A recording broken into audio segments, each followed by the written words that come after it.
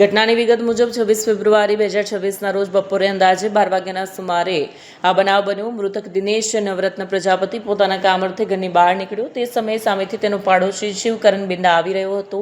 પ્રભુનગરની સાંકડી ગલીઓમાં ચાલતા સમયે બંને વચ્ચે અચાનક શારીરિક ટક્કર થઈ. એકબીજાના ખભા અડકી જવાની સામાન્ય ઘટનાએ થોડી જ વારમાં ઉગ્ર સ્વરૂપ ધારણ કર્યું.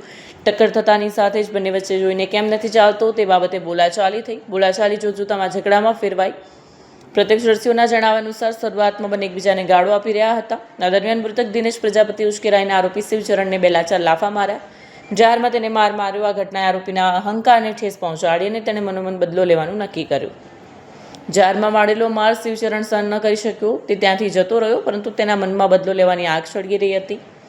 દિનેશ જ્યારે પ્રભુનગર મકાન નંબર 217 પાસે આવેલી અરવિંદ કિરાણાની ચાલ પાસેની ગલીમાં એકલો હતો ત્યારે શિવચરણ ત્યાં ધસી આવ્યો. બંને વચ્ચે ફરીથી એ જ ટક્કરની બાબતે ઉગ્ર દલીલો થઈ. સામાન્ય બોલાચાલી દરમિયાન અચાનક શિવચરણે પોતાના ખિસ્સામાંથી તીક્ષ્ણ હથિયાર કાઢ્યું. દિનેશ કંઈ સમજે તે પહેલાં જ શિવચરણે તેના ગળાના નીચેના ભાગે અને છાતીના બરાબર વચ્ચેના ભાગમાં જોરદાર ઘા ઝીક્યા. હથિયાર એટલું ધારદાર હતું કે દિનેશના શરીરના મહત્વના અંગોને નુકસાન થયું. લોહીનું ખાબોચિયું ભરાઈ ગયું અને આસપાસના લોકોમાં નાસભાગ મચી. હત્યા કર્યા બાદ આરોપી નાસી છૂટ્યો. ઘટનાની જાણ થતાં દિનેશની પત્ની સરિતા દેવી દિનેશ પ્રજાપતિ દોડી આવીને આક્રંદ કરી મૂક્યું.